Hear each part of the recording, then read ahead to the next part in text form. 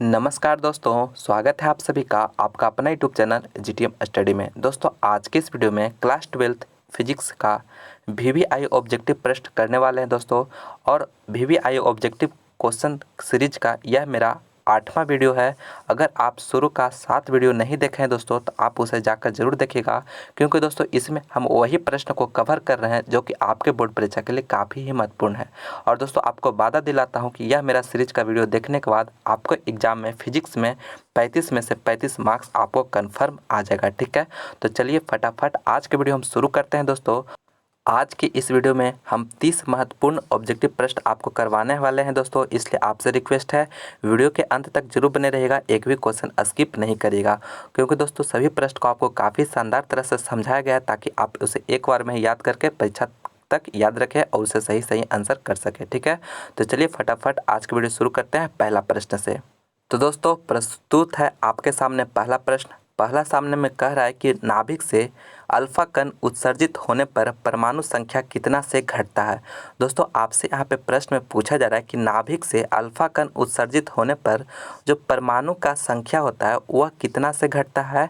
A option दे रहा है 1, B में दे रहा है 2 और सी में दे रहा है 3 और डी में दे रहा है 4। तो दोस्तों यहाँ पे नाभिक से जो अल्फा कण उत्सर्जित होने के बाद जो है परमाणु संख्या कितना से घटता है।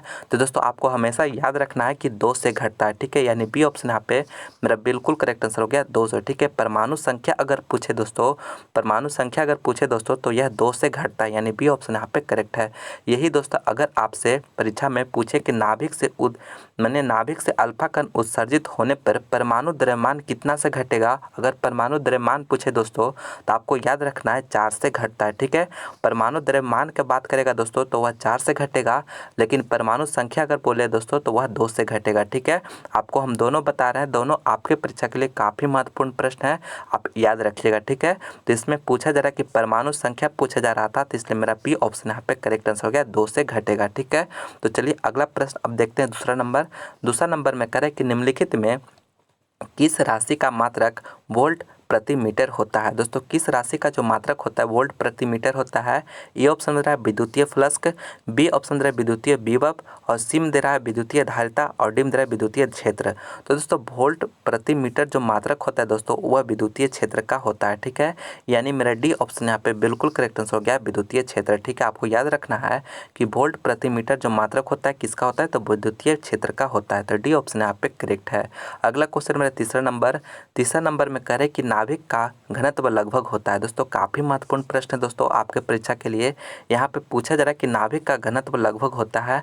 तो दोस्तों आपको याद रखना है कि नाभिक का घनत्व जो होता है दोस्तों वह 2.3 इंटू 10 के पावर 17 kg पर मीटर क्यूब होता है। ठीक है, कितना होता है आपको याद रखना है कि 2.3 इंटू 10 के पावर 17 kg प्रति मीटर क्यूब के बराबर होता है। तो कौन सा ऑप्शन में है, मेरा सी ऑप्शन में दे रहा है, तो इसका जो राइट आंसर हो जाएगा वह सी ऑप्शन हो जाएगा। ठीक है, सी ऑप्शन यहाँ पे इसका बिल्कुल करेक्ट आंसर है। जो नाभिक का घनत्व होता है दोस्तों वह 2.3 इंटू 10 के पावर 17 kg प्रति मीटर क्यूब के बराबर होता है, यानी सी ऑप्शन यहाँ पे करेक्ट है।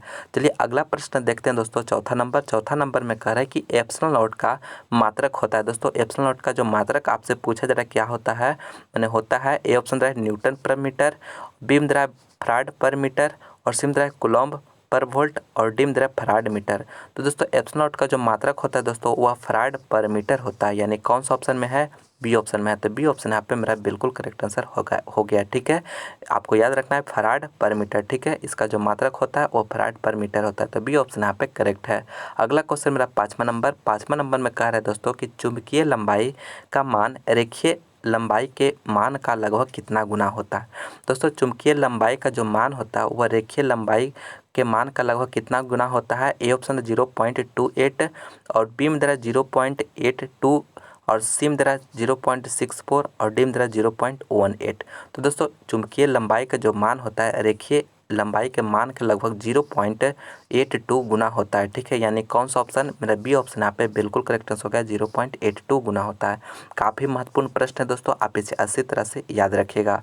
चलिए अगला प्रश्न देखते हैं। छठा में कह रहा है कि आवेशित संधारित्र पर संग्राहक पट्टिका और संघनक पट्टिका के आवेशों का योग होता है। दोस्तों आवेशित संधारित्र पर जो संग्राहक पट्टिका और संघनक पट्टिका का जो आवेशों का योग होता है दोस्तों वह कितना होता है। ए ऑप्शन दे रहा है 0 और बी में दे रहा है 1 कूलम और सी में दे रहा है अनंत और डी में दे रहा है इनमें से कोई नहीं। तो देखिए दोस्तों यहाँ पे इस तरह से मेरा संधारित्र है, ठीक है। तो यहाँ पे एक मेरा जो होता है संग्राहक पट्टिका होता है और एक संघनक पट्टिका होता है, ठीक है। यह अगर यहाँ पे नेगेटिव चार्ज है, यहाँ पे पॉजिटिव चार्ज है, यानी यह मेरा पॉजिटिव क्यू है, यहाँ पर नेगेटिव क्यू है। तो दोनों को अगर आप ऐड करते हैं, ठीक है, दोनों को आप ऐड करते हैं तो इसका आवेशों का योग कितना आ जा रहा है, 0 आ जा रहा है।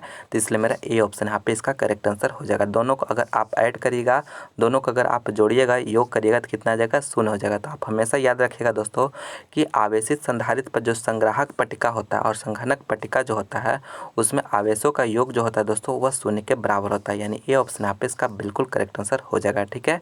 ए ऑप्शन इसका करेक्ट आंसर हो जाएगा। और दोस्तों यह मेरा जो है मेरा VVIO ऑब्जेक्टिव क्वेश्चन फिजिक्स का यह मेरा 8वां वीडियो है।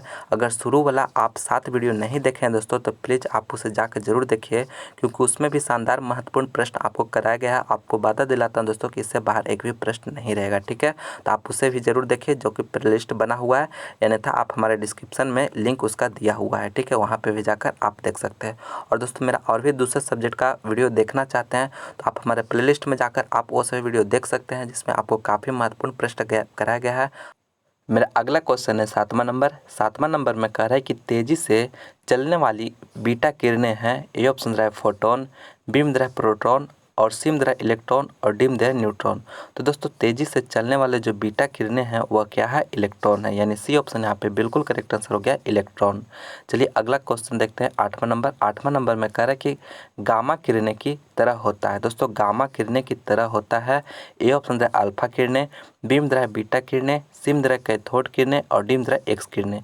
तो दोस्तों गामा किरणें की तरह होता है, तो दोस्तों गामा किरणें की तरह जो होता है दोस्तों एक्स किरणें होता है, ठीक है, यानी डी ऑप्शन यहाँ पे एक्स किरणें बिल्कुल करेक्ट आंसर हो गया। यानी इसका मतलब हुआ दोस्तों कि गामा किरणें की तरह ही जो होता है एक्स किरणें होता है, ठीक है, यानी डी ऑप्शन यहाँ पे बिल्कुल करेक्ट आंसर है। अगला क्वेश्चन मेरा 9 नंबर में कह रहा है दोस्तों कि प्रतिवर्ती धारा परिपथ में शक्ति व्यय होती है। दोस्तों प्रतिवर्ती धारा परिपथ में जो होता है शक्ति व्यय होता है। ये ऑप्शन है केवल संधारित्र में, बी में है केवल प्रतिरोध में और सी में है केवल प्रेरकत्व में और डी में है इनमें से सभी में। तो दोस्तों यहाँ पे पूछा जाए कि शक्ति का व्यय, ठीक है, यानी शक्ति का जो व्यय होता है किस में होता है। तो दोस्तों काफ़ी महत्वपूर्ण प्रश्न है, आपको हमेशा याद रखना है कि इसका जो राइट आंसर हो जाएगा केवल प्रतिरोध में, ठीक है, यानी कि बी ऑप्शन यहाँ पे बिल्कुल करेक्ट आंसर हो गया केवल प्रतिरोध में। यानी प्रतिवर्ती धारा परिपथ में जो होता है शक्ति का व्यय जो होता है वो केवल प्रतिरोधों में ही होता है, ठीक है, यानी बी ऑप्शन यहाँ पे बिल्कुल करेक्ट आंसर है। अगला क्वेश्चन मेरा 10वां नंबर में कह रहा है दोस्तों कि शक्ति गुणांक का मान हो सकता है। दोस्तों शक्ति गुणांक का जो मान हो सकता है वह क्या हो सकता है। तो दोस्तों शक्ति गुणांक का ए ऑप्शन में दे रहा है 3.5 से लेकर 5 के बीच में और बी में दे रहा है 0 to 1 और सी में दे रहा है 1 to 2, ठीक है, और डी में दे रहा है इनमें से कोई नहीं। तो दोस्तों शक्ति गुणांक का जो मान हो सकता है दोस्तों वह कितना होता है, 0 से लेकर 1 के बीच में हो सकता है। देखिए कौन सा ऑप्शन में है, बी ऑप्शन में है, तो बी ऑप्शन यहाँ पे मेरा बिल्कुल करेक्ट आंसर हो गया, ठीक है, 0 से लेकर 1 के बीच में इसका मान हो सकता है, ठीक है। आपको याद रखना है, काफ़ी महत्वपूर्ण प्रश्न है कि शक्ति गुणांक का जो मान हो सकता है वह 0 से लेकर 1 के बीच में है, ठीक है, 0 to 1, ठीक है, यानी बी ऑप्शन यहाँ पे बिल्कुल करेक्ट आंसर, ठीक है, आपको याद रखना है। अगला क्वेश्चन चलिए देखते हैं 11 नंबर में कह रहा है कि वैद्युत लेपन यानी इलेक्ट्रोप्लेटिंग में कौन सी धारा का प्रयुक्त होती है। यानी इलेक्ट्रोप्लेटिंग में जो होता है दोस्तों वैद्युत लेपन में होता है, जब किया जाता है तो उसमें कौन सी धारा का प्रयोग किया जाता है। ये ऑप्शन दे रहा है DC, बी में दे रहा है AC और सी में दे रहा है दोनों और डी में दे रहा है इनमें से कोई नहीं। तो दोस्तों वैद्युत लेपन में जो होता है वह DC यानी डायरेक्ट करंट का प्रयोग किया जाता है, यानी ए ऑप्शन यहाँ पे बिल्कुल करेक्ट आंसर हो गया डायरेक्ट करंट, ठीक है। आपको याद रखना है कि वैद्युत लेपन में जो है हमेशा डायरेक्ट करंट को ही प्रयोग किया जाता है, इसलिए ए ऑप्शन यहाँ पे इसका बिल्कुल करेक्ट आंसर हो गया। चलिए अगला प्रश्न देखते हैं 12 नंबर में कह रहा है कि LCR परिपथ का शक्ति गुणांक है। दोस्तों LCR परिपथ का जो शक्ति गुणांक होता है वह क्या होता है। ए ऑप्शन दे रहा है R, बी में दे रहा है R/Z और सी में दे रहा है Z/R और डी में दे रहा है RZ। तो दोस्तों LCR परिपथ में जो शक्ति गुणांक होता है वह क्या होता है, जो आर बटा का जेड होता है। ठीक है, आपको याद रखना है शक्ति गुणांक क्या होता है, आर बटा का जेड। तो कौन सा ऑप्शन में, बी ऑप्शन में। तो बी ऑप्शन यहाँ पे बिल्कुल करेक्ट आंसर हो गया, आर बटा के जेड। ठीक है, एलसीआर परिपथ में शक्ति गुणांक आर बटा के जेड होता है, यानी बी ऑप्शन यहाँ पे बिल्कुल करेक्ट आंसर हो गया। चलिए देखते हैं अगला प्रश्न 13 नंबर में कह रहा है कि यदि कई संधारित्र उपलब्ध हो तो उनके समूहन में उच्चतम धारिता प्राप्त करने के लिए, यानी आपसे पूछा जा रहा है दोस्तों कि कई संधारित्र आपको उपलब्ध है। ठीक है, तो उसको आपको जोड़ना है, समूहन माने जोड़ना है कि इस तरह से आपको जोड़ना है कि उसमें उच्चतम धारिता प्राप्त हो। ठीक है, उच्चतम धारिता प्राप्त हो। ठीक है, तो आपको किस तरह से उसको जोड़ना है। ठीक है, ए ऑप्शन दे रहा है समांतर क्रम में जोड़ना चाहिए, बी में दे रहा है श्रेणी क्रम में जोड़ना चाहिए, और डी सी में दे रहा है कि मिश्रित क्रम में जोड़ना चाहिए, और डी में दे रहा है इनमें से कोई नहीं। तो दोस्तों आपको कई संधारित्र उपलब्ध है तो उसको आपको जोड़ना है। आप किस तरह से जोड़िएगा कि उच्चतम धारिता प्राप्त होगा, तो दोस्तों समांतर क्रम में। समांतर क्रम में अगर आप जोड़ते हैं मैंने संधारित्र को, तो वहाँ पे जो होगा आपको उच्चतम धारिता प्राप्त होगा। ठीक है, यानी कि ए ऑप्शन यहाँ पे बिल्कुल करेक्ट आंसर हो गया, समांतर क्रम में। ठीक है, ए ऑप्शन यहाँ पे बिल्कुल करेक्ट है। अगला क्वेश्चन मेरा 14 नंबर 14 में कह रहा है दोस्तों कि विद्युत धारिता का विमीय सूत्र होता है, यानी विद्युत धारिता का जो इलेक्ट्रिक कैपेसिटी का जो आपको डायमेंशन सूत्र बताना है कि क्या होगा दोस्तों। ठीक है, तो देखिए डायमेंशन इलेक्ट्रिक मेरा विद्युत धारिता का जो विमीय सूत्र होता है दोस्तों, डायमेंशनल फार्मूला जो होता है वो कितना होता है, m के पावर -1, l के पावर -2, टी के पावर 4 और ए के पावर 2। ठीक है, आपको इसे याद रखना है, काफ़ी महत्वपूर्ण प्रश्न है, आपको इसे याद रखना है। ठीक है, यानी m के पावर -1, l के पावर -2 और टी के पावर 4 और ए के पावर 2 होता है, यानी कौन सा ऑप्शन में है, ए ऑप्शन में। तो ये ऑप्शन यहाँ पे बिल्कुल करेक्ट आंसर हो गया। ठीक है, आपको याद रखना। अगला क्वेश्चन मेरा 15 नंबर 15 में कह रहे हैं कि विद्युतीय प्रतिरोधकता का मात्रक होता है। दोस्तों विद्युतीय प्रतिरोधकता का जो मात्रक होता है वो क्या होता है, ए ऑप्शन दे रहा है ओम मीटर, बी में दे रहा है ओम, सी में दे रहा है ओम बटा के मीटर, और डी में दे रहा है इनमें से कोई नहीं। तो दोस्तों विद्युतीय प्रतिरोधकता का जो मात्रक होता है, ठीक है, वो क्या होता है, देखिए आप फार्मूला एक जानते हो दोस्तों कि आर बराबर जो होता है रो एल वाई की ए होता है। ठीक है, और मेरा यह रो जो है दोस्तों यही विद्युत प्रतिरोधकता है। तो हम रो बराबर क्या लिख सकते हैं, तो अगर इतना बराबर हम लिखना चाहेंगे तो इसको देखिए ये दोनों गुना होकर इधर आ जाएगा और बटा में एल हो जाएगा। और हम जानते हैं कि रेजिस्टेंस का क्या होता है, ओम होता है, और एरिया का क्या हो जाएगा, मीटर स्क्वायर हो जाएगा, और ए लेंथ का क्या हो जाएगा, मीटर हो जाए। तो 1 मीटर से 1 मीटर कट गया, यानी फाइनली मेरा जो आ गया कितना आ गया, मेरा ओम मीटर आ गया। ठीक है, रो बराबर जो आ गया, रो बराबर कितना आ गया, ओम मीटर आ गया। तो देखिए मेरा यही मेरा यूनिट निकल कर आ गया, यानी कौन सा ऑप्शन में, ए ऑप्शन में है, तो इसलिए ए ऑप्शन यहाँ पे मेरा बिल्कुल करेक्ट आंसर हो गया, ओम मीटर। ठीक है, ए ऑप्शन यहाँ पे बिल्कुल करेक्ट है। और दोस्तों ओम किसका होता है, तो यह प्रतिरोध का होता है। ठीक है, आप अच्छी तरह से इसे भी याद रखिएगा। ठीक है, तो मेरा ए ऑप्शन यहाँ पे ओम मीटर करेक्ट है। अगला क्वेश्चन में 16 नंबर 16 में कह रहे कि निम्नलिखित में से सही कथन है। दोस्तों निम्नलिखित में सही कथन है, ए ऑप्शन है धारा सदिश राशि है जबकि धारा घनत्व अदिश, और बी में दे रहा है धारा अदिश राशि है जबकि धारा घनत्व सदिश, और सी में दे रहा है धारा घनत्व दोनों ही सदिश है, और धारा घनत्व दोनों ही अदिश है। तो दोस्तों आपको याद रखना है कि धारा जो होता है वह अदिश राशि होता है और धारा घनत्व जो होता है वह सदिश राशि होता है। ठीक है, यानी कि बी ऑप्शन यहाँ पे मेरा इसका करेक्ट स्टेटमेंट है, यानी बी ऑप्शन यहाँ पे इसका बिल्कुल करेक्ट आंसर हो रहा है, क्योंकि सही पूछा जा रहा है तो बी यहाँ पे करेक्ट है। ठीक है, विद्युत धारा जो होता है वह स्केलर क्वांटिटी होता है, और करेंट डेंसिटी जो होता है दोस्तों वह सदिश राशि यानी वेक्टर क्वांटिटी होता है। ठीक है, यानी बी ऑप्शन यहाँ पे करेक्ट है। मेरा अगला क्वेश्चन है 17 नंबर में कह रहा है कि किसी चालक तार की लंबाई को खींचकर दुगनी कर दी जाए तो प्रतिरोध कितना गुना हो जाएगा। यानी दोस्तों कोई तार का लंबाई है, ठीक है, एल तार का लंबाई है, उसको खींच कर दोगुना किया जा रहा है। ठीक है, तब उसका प्रतिरोध कितना गुना हो जाएगा। ए ऑप्शन है 2 गुना, बी में दे रहा है 3 गुना, और सी में दे रहा है 4 गुना, और डी में दे रहा है इनमें से कोई नहीं। तो देखिए कोई कहने का मतलब ये मेरा वायर है, ठीक है, तार है, इसका लंबाई था एल। ठीक है, तो अब इसको खींच करके इसको 2L में बदल दिया गया। ठीक है, तब पूछा जा रहा है कि इसका प्रतिरोध जो होगा वह क्या हो जाएगा। ठीक है, तो देखिए दोस्तों यहाँ पे 2L हो गया लेंथ, मेरा L डैश जो हो गया वो कितना हो गया, 2L हो गया। ठीक है, और दोस्तों यहाँ पे इसका इस वायर का एरिया था कितना, A था। ठीक है, और इसमें एरिया जो हो जाएगा A डैश जो हो जाएगा दोस्तों वो क्या हो जाएगा, तो इसका एरिया जो हो जाएगा वह आधा हो जाएगा। ठीक है, यानी A बटा के 2 हो जाएगा। ठीक है, तो इसी से अब हम कहने का मतलब निकाल लेंगे R बराबर जो होगा वह क्या हो जाएगा, तो वह R बराबर यानी रेजिस्टेंस जो होता है दोस्तों वह क्या हो जाएगा, यह कितना हो जाता है, तो यह 4 गुना हो जाता है। ठीक है, किस तरह से निकालें कि यहाँ पे R बराबर जो हो जाएगा रो L/A हो जाएगा। ठीक है, तो यहाँ पे मेरा सेम मटेरियल है तो इसलिए मेरा रो तो सेम रहेगा और L में हम कितना बोले कि यहाँ पे रो और L मेरा कितना हो जाएगा 2L हो जाएगा और एरिया कितना हो जा रहा है A/2 हो जा रहा है।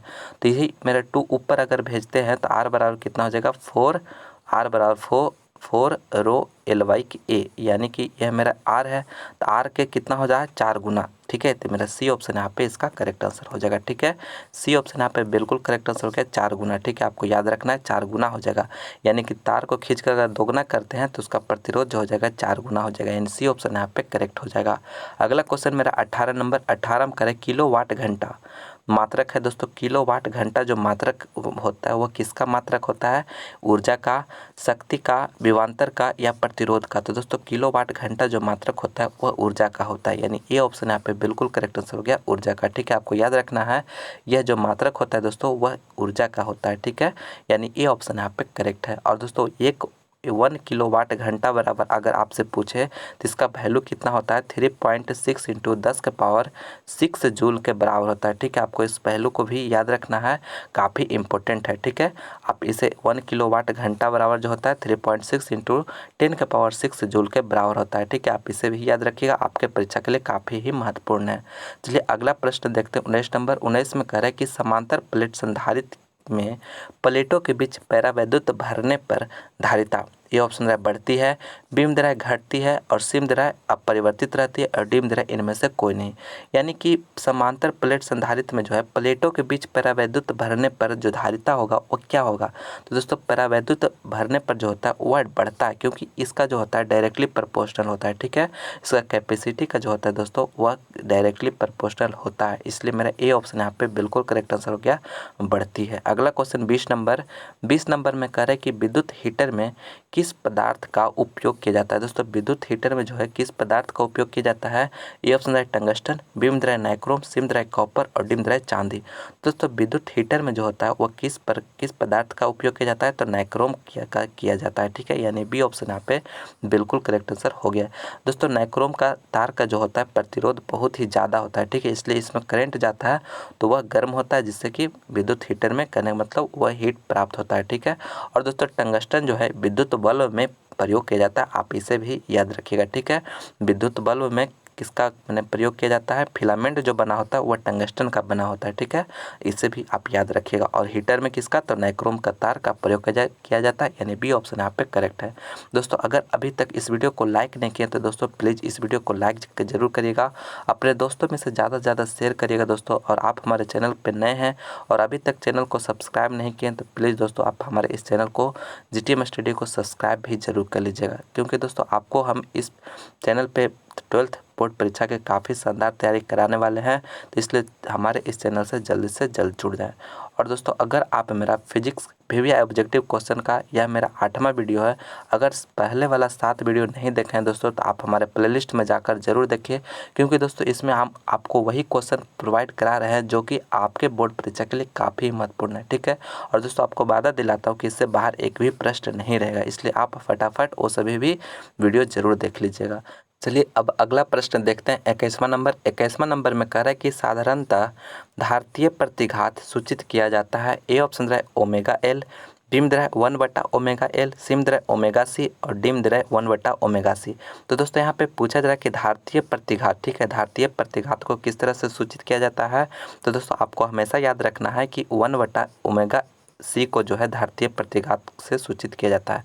और दोस्तों इसको किस चीज़ से डिनोट करते हैं, तो इसको x/c से डिनोट करते हैं। ठीक है, यानी x/c का जो है x/c बराबर जो होता है 1/ω/C होता है। ठीक है, इसे धारतीय प्रतिघात कहते हैं। तो कौन सा ऑप्शन में है, तो डी ऑप्शन में है। तो डी ऑप्शन यहाँ पे मेरा बिल्कुल करेक्ट आंसर हो गया, यानी कि धारतीय प्रतिघात जो बराबर होता है 1/ω/C के बराबर होता है। ठीक है, इसे x/c से डिनोट करते हैं। ठीक है, और दोस्तों यहाँ पे एक क्वेश्चन और आपसे पूछा जा सकता है कि यहाँ पे प्रेरणिक प्रतिघात को सूचित किया जाता है। ठीक है, प्रेरणिक प्रतिघात अगर पूछेगा दोस्तों तो आप याद रखिएगा ओमेगा एल। ठीक है, आप उसे भी याद रखिएगा, उसको एक्स एल से डिनोट करते हैं और ओमेगा एल के बराबर होता है। ठीक है, कि कब क्या, तो प्रेरणिक प्रतिघात। यहाँ पे धारतीय प्रतिघात पूछा जा रहा था तो यहाँ पे डी ऑप्शन हो जाएगा 1/ओमेगा सी, जैसा कि आपको बताएं। ठीक है, इसलिए हमें डी ऑप्शन यहाँ पे इसका करेक्ट आंसर हो गया। धारतीय प्रतिघात जो होता है 1/ओमेगा सी को मैंने सूचित किया जाता है, तो डी ऑप्शन यहाँ पे करेक्ट है। अगला क्वेश्चन 22 नंबर 22 में कह रहा है कि ट्रांसफार्मर एक युक्ति है।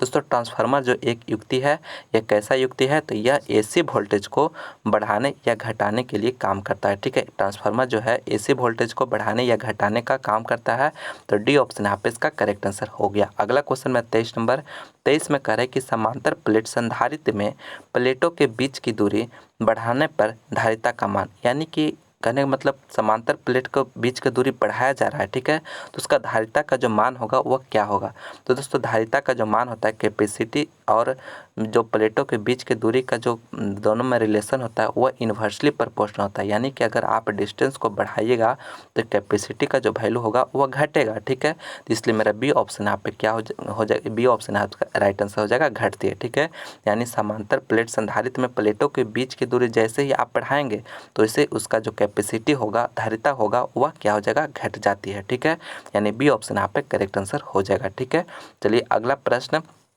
24 नंबर 24 में कह रहा है कि धात्विक चालकों का ताप बढ़ाने पर उनका प्रतिरोध, यानी धात्विक चालक है, ठीक है, कंडक्टर है, मेटालिक कंडक्टर है, उसको अगर आप टेम्परेचर इंक्रीज कर रहे हैं, ठीक है, टेम्परेचर इंक्रीज कर रहे हैं तो उसका जो रेजिस्टेंस का जो मान होगा वह क्या होगा, तो वह भी बढ़ जाएगा। ठीक है, क्योंकि मेरा मेटालिक कंडक्टर में जो होता है दोस्तों वह टेम्परेचर को इंक्रीज करने के साथ ही मेरा रेजिस्टेंस का वैल्यू भी बढ़ जाता है। ठीक है, जिसका कौन सा ऑप्शन हो जाएगा, बी ऑप्शन आप इसका राइट आंसर हो जाएगा। ठीक है, यही यहाँ पे अगर सेमी कंडक्टर का बात होता, अर्धचालक का बात होता, तो वहाँ पे अगर आप टेम्परेचर इंक्रीज करते तो रेजिस्टेंस का वैल्यू जो होगा वहाँ कमता है। ठीक है, आप इसे अच्छी तरह से याद रखना है, कन्फ्यूज नहीं होना है। दोनों प्रश्न आपके लिए काफ़ी ही महत्वपूर्ण है। ठीक है, क्या बताएं कि सेमीकंडक्टर में घटेगा, ठीक है, रेजिस्टेंस, लेकिन यहाँ पे मेरा चालक है यानी वहाँ पे इंक्रीज हो जाएगा। ठीक है, चलिए अगला प्रश्न देखते हैं 25 नंबर 25 में कह रहा है कि स्वस्थ मनुष्य के शरीर का विद्युत प्रतिरोध होता है। दोस्तों स्वस्थ मनुष्य का जो शरीर है उसका विद्युत प्रतिरोध कितना होता है, तो आपको याद रखना है दोस्तों 50,000 ओम होता है। ठीक है, 50,000 ओम होता है। कौन सा ऑप्शन में है, डी ऑप्शन में है, तो डी ऑप्शन यहाँ पे इसका करेक्ट आंसर हो जाएगा।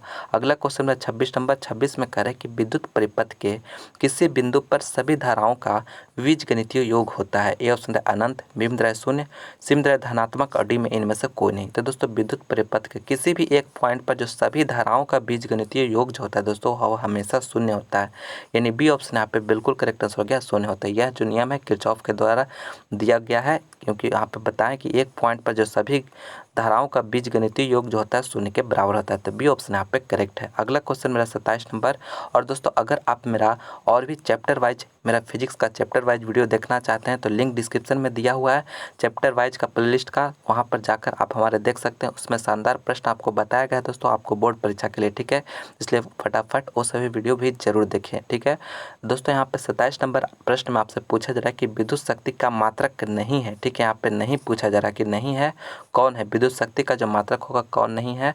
तो दोस्तों आप फार्मूला जानते होंगे, पी इक्वल टू होता है वह भी आई होता है। ठीक है, पी इक्वल टू क्या होता है, पावर, मैंने विद्युत इलेक्ट्रिक पावर बराबर जो होता है भी आई होता है मेरा फार्मूला। ठीक है, तो यहाँ पे देखिए अब ऑप्शन हम देखते चलेंगे क्या होता है। तो देखिए मेरा ऑप्शन पहला ऑप्शन रहा एम्पियर और वोल्ट। ठीक है, एम्पियर वोल्ट, तो देखिए यहाँ पे मेरा भी आई है फार्मूला, तो यहाँ पे आई का क्या हो जाएगा एम्पियर और मेरा भी है तो वोल्ट हो जाएगा, यानी मेरा एम्पियर वोल्ट दोनों गुना में है, तो यह मेरा ए ऑप्शन तो मिल जा रहा है। ठीक है, अगला मेरा जो है आप जानते हैं कि मैंने पी इक्वल टू भी आई होता है और भी बराबर जानते हैं कि आई आर होता है। ठीक है, भी बराबर जो होता है आई आर होता है, तो यहाँ पे इसी को वैल्यू अगर आप पुट करेंगे दोस्तों तो पी बराबर एक फार्मूला और निकल के क्या आ जाएगा, पी बराबर मेरा एक फार्मूला और निकल के आ जाएगा आई स्क्वायर आर आ जाएगा। ठीक है, आई स्क्वायर आर, यानी मेरा आई मेरा क्या हो गया, करंट है, तो करंट का एम्पियर होता है, एम्पियर का स्क्वायर, और यहाँ ओम। तो देखिए मेरा दूसरा भी मिल जा रहा है, पहला भी मिल गया, दूसरा भी मिल गया। और वाट तो जानते हैं कि पावर विद्युत शक्ति का जो मात्रक होता है वाट होता है,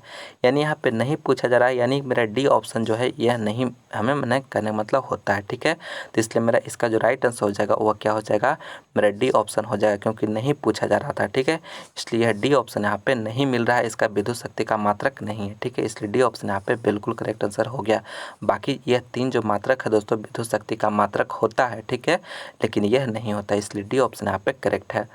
नेक्स्ट क्वेश्चन मेरा 28 नंबर 28 में कह रहे हैं दोस्तों, किसी चालक में विद्युत धारा का प्रवाह का कारण है। दोस्तों किसी भी चालक में विद्युत धारा का जो प्रवाह का कारण होता है वो क्या होता है, तापक्रम में अंतर, विद्युतीय विभव में अंतर, प्रतिरोध में अंतर, या इनमें से कोई नहीं। तो दोस्तों विद्युतीय धारा का जो प्रवाह का जो कारण होता है, फ्लो का जो कारण होता है, वो विद्युतीय विभव में अंतर होने का कारण होता है। ठीक है, यानी बी ऑप्शन यहाँ पे मेरा बिल्कुल करेक्ट आंसर हो गया, विद्युतीय विभव में अंतर। बी ऑप्शन यहाँ पे करेक्ट है।